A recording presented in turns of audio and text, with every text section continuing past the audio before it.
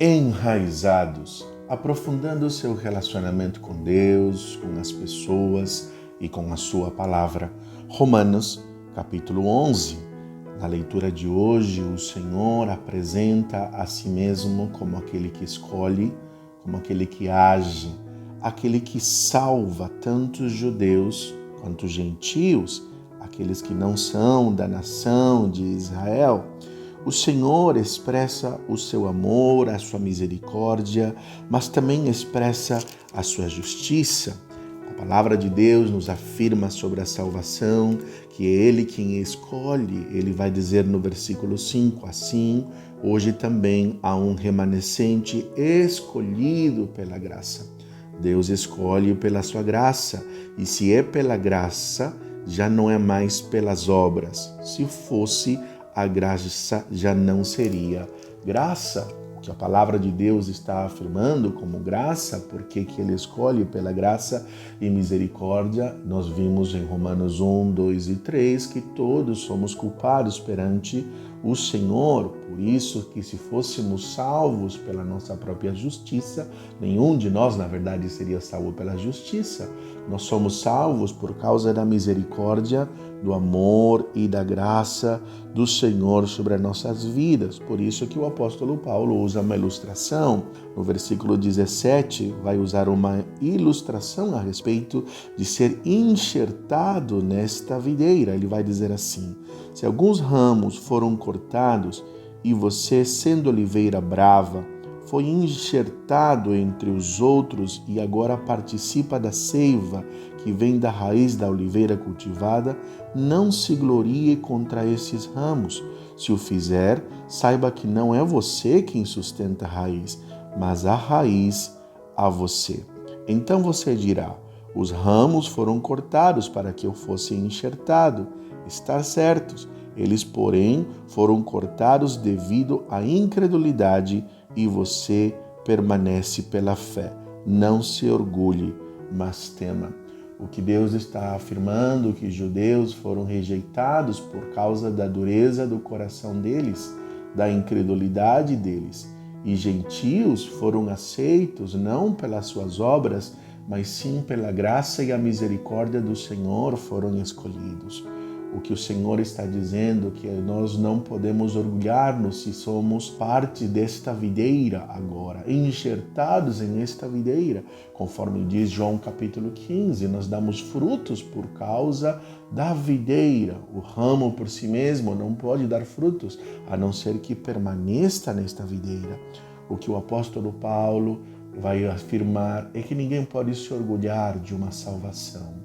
Eu não posso me orgulhar nem pelas obras, nem pela fé, porque a fé é também fruto deste próprio Deus. Ninguém consegue se quebrantar se não for tocado pelo Espírito Santo de Deus. Portanto, diz o versículo 22, considere a bondade e a severidade de Deus. Severidade para com aqueles que caíram, mas bondade para com você, desde que permaneça na obediência para exercer misericórdia para com todos.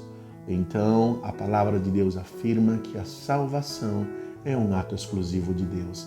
É Ele quem age, é Ele quem opera, é Ele quem escolhe, é Ele quem derrama a sua misericórdia para quem Ele quiser. A Bíblia não nos afirma neste momento qual é o critério da qual Deus realiza esta escolha.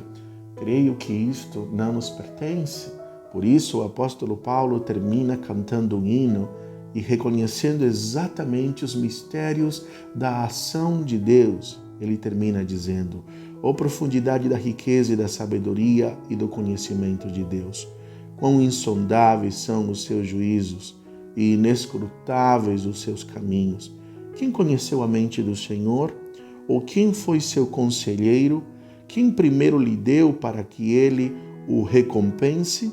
Pois dele, por ele e para ele são todas as coisas. A ele seja a glória para sempre. Amém. Aleluias, porque o Senhor tem o controle de todas as coisas. E tudo o que Ele faz visa sempre a sua glória, manifestar o seu caráter. Conhecemos o Senhor progressivamente, mas podemos afirmar, por causa da gratidão, com alegria, dizer: eu pertenço ao Senhor, porque Ele se apresentou a mim, porque Ele me escolheu. Não me escolheu num critério de mérito, não merecia.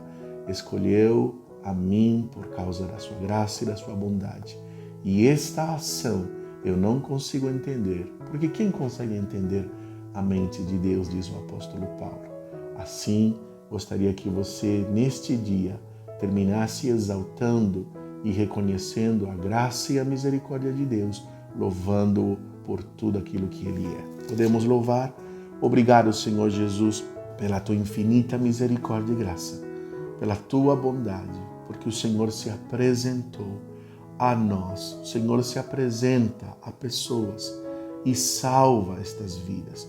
Obrigado porque o Senhor, como diz a Tua palavra, mesmo sendo pecadores, o Senhor se apresentou a nós. Muito obrigado, Senhor, por tamanha salvação e porque o tempo todo o Senhor está agindo. Nós louvamos e Te exaltamos. Obrigado, Jesus. Amém. Eu sou o pastor Fernando Sanches, pastor da Primeira Igreja Batista da cidade de Jacareí. Que Deus abençoe grandemente a sua vida.